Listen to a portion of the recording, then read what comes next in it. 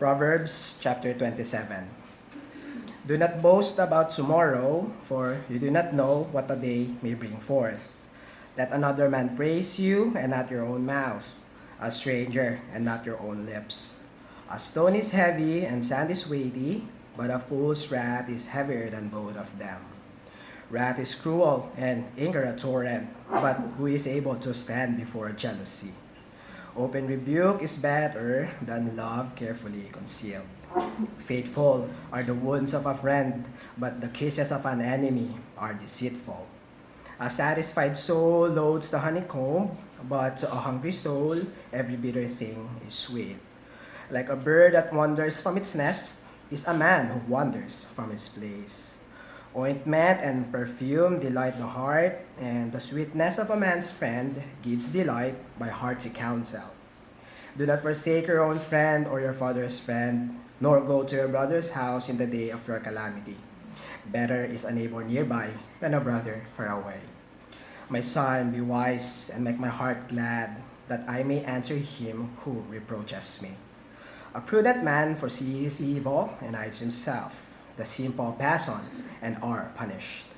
Take the garment of him who is surety for a stranger, and who didn't pledge when he is surety for a seductress. He who blesses his friend with a loud voice, rising early in the morning, it will be counted a curse to him. A continual dripping on a very rainy day, and a contentious woman are alike. Whoever restrains her restrains the wind, and grasps oil with his right hand. As iron sharpens iron, so a man sharpens the countenance of his friend. Whoever keeps the fig tree will eat its fruit, so he who waits on his master will be honored. As in water, face reflects face, so a man's heart reveals the man. Hell and destruction are never full, so the eyes of man are never satisfied. The refining pot is for silver, and the furnace for gold, and a man is valued by what others say of him. Though you grind a fool in a mortar with a pestle along with crushed grain, yet his foolishness will not depart from him. Be diligent to know the state of your flocks, and attend to your herds, for riches are not forever, nor does a crown endure to all generations. When the hay is removed and the tender grass shows itself, and the herbs of the mountains are gathered in, the lambs will provide your clothing, and the goats the price of a field. You shall have enough goat's milk for your food, for the food of your household, and the nourishment of your maidservants. Now, sa chapter na ito, kung katulad ko kayo na laki sa biblical teaching, or kayong mga matatagal-tagal na Kristiyano, marami sa chapter na ito ang mga very famous or known na proverbs. Banggitin ko apat, no? Unang-una, yung verse 6 to 7, or 6 and 7, diba? Faithful are the wounds of a friend, kisses of enemy deceitful. Open rebuke is better than love carefully concealed. Nandito yan. Second ay yung verse 17, no? As iron sharpens iron, so one man sharpens another. Mas kabisado ko siya sa NIV, the best version. The nearly infallible version. Uubra ba yung ESV mo doon, Pastor Randy? Then, mnemonics ko lang din dito kasi I know, kahit sa sarili ko experience, mas kabisado natin yung text kaysa sa chapter and verse, no? Isa sa mga nakuha ko sa internet, may gumawa kasi ng Christian page na picture image siya ng text Then, ang gamit niyang iron doon, palakol. So, para matandaan nyo, diba, 27, 17, parehas may palakol yung chapter and verse. Tandaan nyo na lang na nasa bandang dulo yung Proverbs na chapter na yon 27 hanggang 31 lang naman yung Proverbs yon. Tapos minus 1 yun lang yung verse, 27, 17. Mnemonics ko lang, share ko. And yung third, actually, by itself, verse 1, hindi naman siya totally famous. Pero mas famous siya kasi kinote na siya and expound o exposit ni James, si Mr. New Testament Proverbs na na-share ko na nga sa inyo, di ba? Do not boast about tomorrow. Dito, yung context na yung what is your life. Basahin ko na lang din ng buo. Kinote ni James sa 4th chapter niya, verses 13 through 15, quoting, Now listen, you who say, today or tomorrow we will go to this or that city, spend a year there, carry on business, and make money. Why? You do not even know what will happen tomorrow. What is your life? You are a mist that appears for a little while and then vanishes. Instead, you ought to say, if it is the Lord's will, we will live and do this or that. Madalas-dalas nyo maririnig kay Pastor Andy na the Lord willing, God wills. Hindi urig ni James yon, in-exposit na lang niya yon, dinagdagan niya ng sarili niya commentary, nandito po yon, verse 27, chapter 27 verse 1. But the more I will expound, I think ito yung pinaka-popular dito, yung nasa verse 10, o lalo na yung last line lang dito, di ba? Better is a neighbor nearby than a brother far away.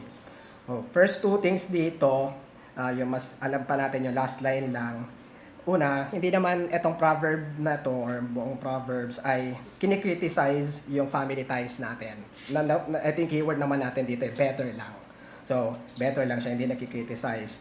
But, yung nami-miss out natin, o baka kahit kayo until now na-miss out nyo siya, instruction and command yung first two lines. Diba? Do not forsake your own friend or your father's friend, nor your brother's house in the day of your calamity. Tapos biglang dun sa alam nating verse neighbor. First, yung mga nouns dito or subjects dito, no? Friend, na comment ko na rin sa chapter 18, na 'di ba yung there is a friend who sticks closer than a brother. Then kinonect ko rin siya sa chapter 17:17 na a brother is born for adversity. Pero yung last line, yung mas familiar na words, no, neighbor. Sa commentators, iba-iba rin sila eh. Parang friend talaga daw, yun yung neighbor din dito, o actual neighbor lang, hindi natin kadugo, tapos close lang sa atin. For me, I take it both. So, whether kahit friend na kakilala natin, pero hindi natin kadugo, na kapitbahay pa rin talaga, or talagang kapitbahay na sabihin natin, acquaintance level lang, ka-neighbor natin, I take that na parang both meaning ng king dito. So, what we have dito sa alam nating familiar last line na ito, ang underlying command is mag-develop pa rin tayo ng good relationship sa neighbor natin, whether yun nga friend, close friend natin, or acquaintance level neighbor lang natin. So, nag-underline siya sa truth or sa simpleng exhortation ng being a good neighbor sa mga neighbor natin o sa kapwa-tao. So,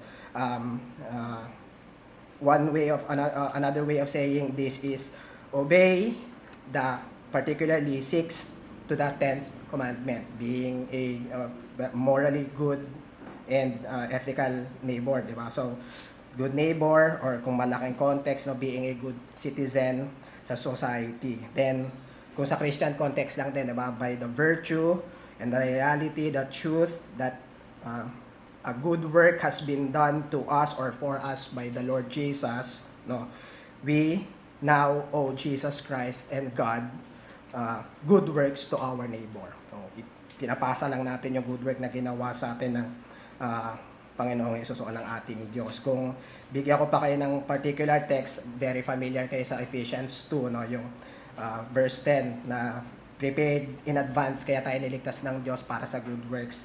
Isang exhortation, medyo ito obscure o hindi familiar. Galatians 6:9-10 ng Apostle Paul pa rin ito. Mas malinaw though. Ang paliwanag din dito is in the context pa ng gospel, witnessing by our good works para rin ma-wow yung mga neighbor natin, yung mga kakilala natin into the faith by shining forth nga yung gospel testimony natin of being a moral or a good citizen. Quickly quoting Galatians 6:9-10, let us not become weary in doing good, for at the proper time we will reap a harvest if we do not give up. Therefore, as we have opportunity, let us do good to all people, especially to those who belong to the family of believers. Just a quick explanation. Yes, faith in God, or better said, Christianity is more than ethics and morality. That is sure. But it cannot be less than moral and ethical faith. Because ultimately, God is a moral God. Eternally, hindi na yung magbabago. Therefore, what should we expect from His command and His person? Alam pa natin yung 10 Commandments, aka moral law. The law is not basically or ultimately, commandments, yung 10 Commandments, it is a reflection of who God is. So, last exhortation, as Martin Luther, the father of the Reformers, profoundly said like this, no, God does not need our good works, but our neighbor does.